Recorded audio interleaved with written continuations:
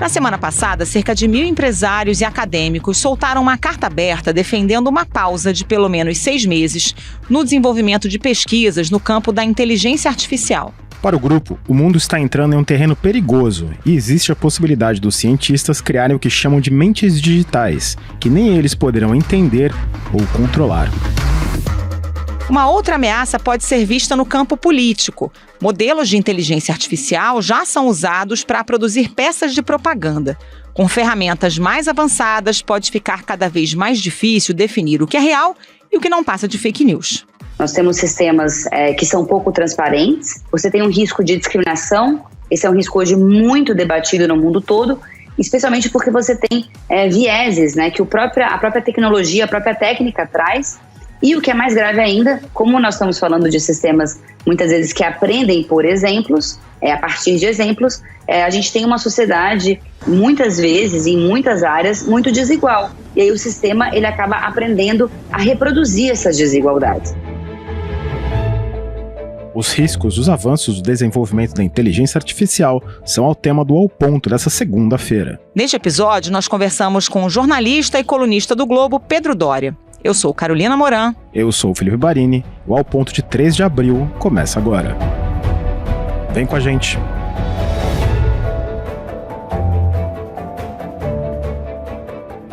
Pedro Doria, antes de mais nada, bem-vindo ao Ponto. Na quarta-feira do dia 29, um grupo de 1.000 acadêmicos e empresários, incluindo Elon Musk e Steve Wozniak, divulgou uma carta alertando para o que eles chamam de guerra armamentista no desenvolvimento da inteligência artificial e pedindo uma pausa de 6 meses no setor. Há motivo para tanta preocupação? Olha, é difícil responder a essa pergunta, mas deixa eu levantar umas bolas aqui que eu acho que podem ajudar nossos ouvintes a entenderem um pouco mais esse cenário. A primeira questão é a seguinte: existe uma questão cultural no Vale do Silício. E essa questão cultural a gente está falando de pessoas que leram muita ficção científica, cuja compreensão de mundo se baseia muito em ficção científica. A gente com muita frequência fala de como que tecnologia vai desenvolvendo, tudo mais, e com frequência não pensamos sobre de onde vêm as ideias, entendeu? O Mark Zuckerberg vai fazer o metaverso. Por que ele pensou no metaverso? Você pensa num celular que abre como se fosse tivesse uma dobradiça no meio, como eram os primeiros celulares e como estão voltando agora. Como é que essas peças aparecem? A inspiração, com muita frequência, é a ficção científica. Existe uma característica na ficção científica que trata de inteligência artificial dos anos 1950 para cá, que é o seguinte: sempre dá errado. A inteligência artificial sempre encontra uma maneira de matar a humanidade, ou então ela é escravizada pela humanidade, como é o caso, sei lá, do Blade Runner, ou então ela começa a se sentir superior aos humanos, como é o caso de 2001, tudo mais. Existe esse ímpeto catastrofista.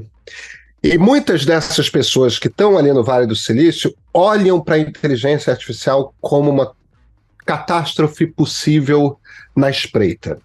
Então, isso não quer dizer que seja verdade, isso não quer dizer que seja o que vai acontecer, mas essa cultura existe e é pesada. Número 2, e igualmente importante, esse troço está se desenvolvendo muito rápido. Para você ter uma noção, Felipe, a versão 3 do Midjourney, o Midjourney é o mais avançado desses algoritmos de inteligência artificial que produz imagens e tudo mais. A versão 3 do Midjourney foi lançada em agosto do ano passado. A versão 5 foi lançada agora em março desse ano. E só se vai chegar a versão 10 no início do ano que vem. A versão 3 do ChatGPT, que produz textos incríveis, a versão 3 foi lançada em dezembro do ano passado. A versão 4 saiu agora em agosto. Quer dizer, existe uma diferença entre cada uma dessas versões que é uma diferença notável. O Midjourney novo está produzindo imagens de um fotorrealismo que é impressionante. A gente viu ali o Papa Francisco com o casaco da Michelin. vemos aquelas cenas todas de alguém imaginando Donald Trump sendo preso, as fotos são muito impressionantes. Assim como esse novo ChatGPT, a versão 4, passa em tudo quanto é teste que você possa imaginar feito para adultos, produz textos com profundidade longuíssimos e tal. Esse desenvolvimento, a gente chega a um ponto da inteligência artificial que ela não depende de seres humanos programando. Quanto mais tempo ela existe, mais rápido ela se desenvolve. Então, existem impactos que são impactos reais que não tem nada a ver com ficção científica. Entendeu? Os escritórios de advocacia já vão poder começar a demitir gente. Entende? Porque a inteligência artificial vai poder substituir, vai poder fazer o trabalho de pesquisa, de esboço de relatórios, de defesas, tudo mais. A gente está falando de um ambiente em que médicos vão começar a ser demitidos, engenheiros vão começar a ser demitidos, e eu só não estou falando de jornalistas para a gente não ficar aqui entre nós, começar a ficar deprimido. Senão a gente não vai nem acabar o episódio, vai ficar aqui se lamentando. Pelo amor de Deus. Mas o ponto aqui, Felipe, o ponto aqui é o seguinte, está se desenvolvendo muito rápido, existe um impacto real na economia, a gente precisa parar para começar a pensar, vem cá, o que vai acontecer? Você vê, a gente deixou soltas as redes sociais para que elas se desenvolvessem e tudo mais, elas começaram a trincar a democracia por toda parte. E até hoje ainda não conseguimos parar para entender que tipo de regulação demos a elas. Ministros do Supremo Tribunal Federal, parlamentares, representantes do governo e da sociedade civil estão debatendo medidas de regulação da internet. A audiência foi no Supremo Tribunal Federal, que analisa recursos sobre o Marco Civil da Internet em vigor desde 2014. O ministro Luiz Roberto Barroso destacou que muitas vezes as redes servem de instrumento para a desinformação, discursos de ódio, assassinatos de reputação e teorias de conspiração. Agora vem isso que tem o potencial de ter impacto muito maior do que as redes sociais, que é a inteligência artificial. Então, eu não temo pela humanidade não, tá? Eu não acho que vamos nos deparar com o HAL 9000 que vai querer sair matando todo mundo. Mas os congressos, os parlamentos no mundo deviam estar debruçados sobre essa questão como se fosse a maior prioridade do mundo. E não tão. Eu não sei se essa pausa vai dar certo, eu não sei se vai acontecer, como é que isso pode acontecer, como é que essa moratória pode fazer sentido. Agora, cara, a gente tem que começar a pensar sobre isso.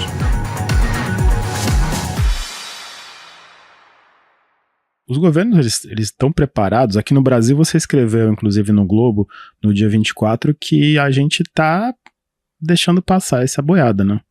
O parlamento brasileiro, quando se trata de tecnologia, é uma piada.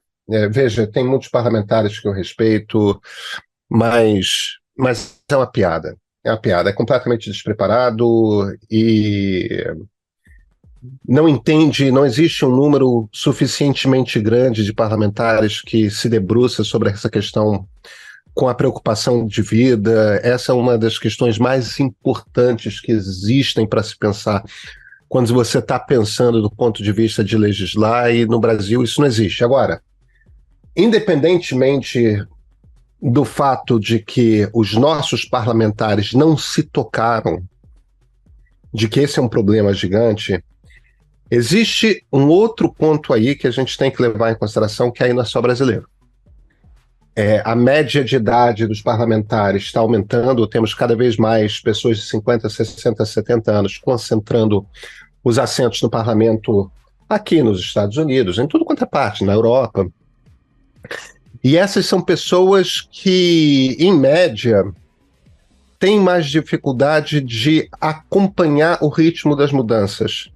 E quando a gente está falando de algoritmos que se tornam cada vez mais poderosos de 3 em 3 meses, a gente está falando algo que, bicho, aguenta aí, eu tenho dificuldade de acompanhar, eu escrevo sobre esse troço. Existe também uma grande preocupação com o mercado de trabalho, né, Pedro? Ao mesmo tempo em que um estudo do Fórum Econômico Mundial aponta que essa revolução dos robôs pode criar até 97 milhões de postos de trabalho até 2025, alguns setores e empregos podem acabar desaparecendo. Hoje existe um descompasso na evolução dessas novas inteligências artificiais e na preparação dos profissionais para esse novo mercado de trabalho? Existe um descompasso gigante. A questão é a seguinte: o que a revolução digital, o processo de automação já fez no mundo? Ele eliminou emprego de boa qualidade para pessoas que têm até o equivalente ao ensino médio. Isso aconteceu no Brasil, isso aconteceu nos Estados Unidos, aconteceu na Europa, aconteceu na China. Se você tem até ensino médio, o tipo de coisa que você pode fazer como emprego é algo que paga muito mal. Um salário na indústria, mesmo no Brasil, final do século XX, no iniciozinho do século XXI, era suficiente para te garantir uma vida na classe média. Isso não existe mais. Isso está desaparecendo e desaparecendo de forma acelerada. Agora, a gente está indo para um ponto com esses sistemas de inteligência artificial que o mesmo fenômeno vai começar a se dar com aquelas pessoas que têm ensino superior e que exercem funções de menor destaque. Veja, as grandes estrelas, as pessoas mais criativas, mais originais, elas vão continuar empregadas. Mas a gente vai ter cada vez menos emprego para aquele advogado mediano, para aquele engenheiro mediano, para aquele jornalista mediano, entende? E isso não vai acontecer de uma tacada só, vai acontecer ao longo dos anos, mas vai acontecer ao longo de uma década. Então existe uma atenção aí de políticas públicas que precisa ser acelerada. Primeiro a gente tem que começar a falar, todas as nações têm que começar a falar de renda mínima mais a sério, entendeu? Garantir uma renda mínima, e não pode ser uma renda mínima de você não vai passar fome. A gente está falando mais do que isso. Depois a gente tem que falar de requalificação. Requalificação de pessoas que têm até ensino médio e requalificação de pessoas que têm ensino superior. Isso inclui a ideia de que a sua graduação, quando você tem ensino superior, não basta. Talvez de 10 em 10 anos, de 15 em 15 anos, você tenha que passar dar uma pausa no seu trabalho e passar 6 meses, 1 ano na faculdade. Entendeu? Para fazer novos cursos de outras áreas, para se requalificar. E eu não estou falando de mestrado, não. É como se fosse uma graduação continuada ao longo da sua vida.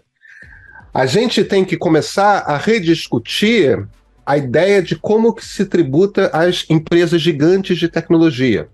Como que se tributa as empresas que vão começar a economizar dinheiro, demitindo gente para substituir por processos automatizados por conta de inteligência artificial, por conta de robôs. Esse tributo tem que ser maior. Esse tributo tem que ser maior porque a gente vai ter de pagar por um estado de bem-estar social maior. Então, veja, eu não estou preocupado com meus filhos e netos. Eu acho que a gente tem um problema concentrado nesse período de transformação da economia, que a gente já saiu da era industrial, estamos entrando numa nova era. A gente precisa descobrir como a gente faz essa transição. E quando a gente fala de um país como o Brasil, a gente não consegue alfabetizar direito, a gente não consegue ensinar as operações básicas direito. E meu Deus do céu, a gente precisa dar ensino superior para pelo menos metade da população. Cara, a gente precisa dar um salto que o sistema político brasileiro não está preparado para empregar. A gente está vendo ao redor do mundo um uso, digamos, maligno dessas tecnologias, né, como o deepfake, inclusive para uso político. Há como se preparar para os vídeos e gravações falsos, cada vez mais verossímeis e que têm o potencial de afetar os processos políticos? Quando ia começar a campanha eleitoral de 2022, eu escrevi uma coluna para o Globo alertando sobre o risco que os deepfakes podiam trazer para essa eleição. Hoje, quase 1 ano depois dessa coluna, eu me viro para você e falo Esquece deepfake, aquilo é uma tecnologia velha. O que o deepfake faz? O deepfake substitui o rosto de uma pessoa num vídeo. Quer dizer, você já tem aquele vídeo de uma situação comprometedora qualquer e você substitui o rosto. Aí fica parecendo que é um político qualquer. Cara, não precisa mais. Inteligência artificial produz a imagem inteira exatamente na circunstância que você quiser. A gente ainda não tem público algo como o Midjourney, algo como o ChatGPT para vídeo. Mas fechado nessas empresas que desenvolvem esses algoritmos, já tem vários que funcionam muito bem. Ainda são um pouco primitivos, do tipo, dá para você perceber que aquilo não é exato. Mas é uma questão de meses, talvez de um ano. A gente viu até o furor que aquela imagem do Papa com um casaco de uma grande grife causou, né? E as pessoas chegaram a acreditar que aquilo era real. Pois é, imagina daqui a um ano quando tiver esse tipo de ferramenta em vídeo. Você bota qualquer presidente da república, qualquer político na situação que você imaginar. Qualquer um de nós, cara. E aí, para dizer que é verdade, não é? Olha, bicho, em essência, a gente vai perder a capacidade de compreender quando estamos assistindo, vendo uma imagem, o que é real ou não. A gente não vai ter mais essa ferramenta de forma clara. Isso acontece num prazo de meses. Pedro, a gente já vive um cenário de polarização política, em boa parte inflamado pelas redes sociais, né? O uso mais intenso dessas tecnologias do tipo e da inteligência artificial pode elevar a temperatura, elevar uma radicalização ainda mais intensa? Com toda certeza, com falsificação da informação. Porque a gente já tem uma cultura política nas democracias ocidentais em que as pessoas estão predispostas a acreditar naquilo que confirma os seus preconceitos. Então, pessoas de esquerda já estão predispostas a acreditar no pior que venha da direita, pessoas de direita já estão predispostas a acreditar no pior que venha da esquerda, e esse material produzido com essas tecnologias tem o risco total de acender o pavio. Pensando um pouco naquele cenário de ficção científica que a gente conversou no início do podcast, teve um artigo publicado pelo New York Times recentemente, o historiador Yuval Noah Harari, os cofundadores do Centro de Tecnologia Humana, Tristan Harris e Asa Raskin, eles disseram que é necessário dominar a inteligência artificial antes que ela nos domine. Esse limite entre o dominar e ser dominado que a gente está traçando agora, ele está mais próximo do que a gente gostaria de que ele estivesse? Eu acho que tem um tom um pouco catastrofista ali naquele artigo, tá? Eu não sei o quão preciso, o quão mais apavorado e menos sóbrio do que devia ser ele é. E olha, eu respeito imensamente o Harris, acho que o Tristan Harris faz a melhor leitura que a gente encontra entre intelectuais públicos dos problemas causados pelas redes sociais. Acho que o Harari, dentre os intelectuais públicos, é de longe um dos mais profundos, criativos, originais que nós temos. Eu tenho dificuldade de enxergar esse cenário, o mundo pode acabar, sabe? Eu me preocupo, cara, eu me preocupo com desemprego. Eu não me preocupo com a inteligência artificial nos dominando. Eu me preocupo realmente com desemprego. Eu me preocupo com impactos econômicos. Eu me preocupo perante uma crise muito grave de desemprego por conta do emprego de automação, da substituição de gente por máquina, a gente entrar num caos social tal que faça renascer de forma ainda mais intensa o fascismo e o comunismo dos anos 20 e 30. Os meus medos são esses. E não acho que isso seja um cenário improvável. Agora, eu acho difícil fazer esse tipo de previsão. Vai nos dominar, não vai. Porque é muito difícil você saber para onde que essas tecnologias vão. Isso tudo posto, existe algo que é importante a gente ter em mente, que é o seguinte: a gente não devia, como sociedade, discutir que tecnologias queremos desenvolver ou não, em que ritmo que a gente quer desenvolver essas tecnologias. No fim das contas, tanto essa carta do Wozniak, do Musk, quanto o artigo do Harari, do Tristan, o que elas estão dizendo é isso.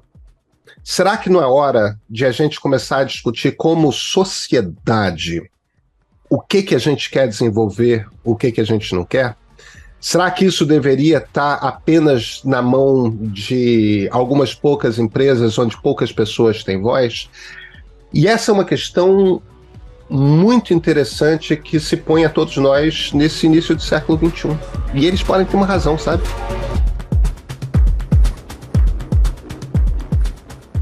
Pedro Doria, muito obrigado pela sua participação e as portas são sempre abertas aqui no podcast. Valeu, Pedro. Um abraço. Felipe, Carol, é sempre um grande prazer, como eu disse. Até a próxima.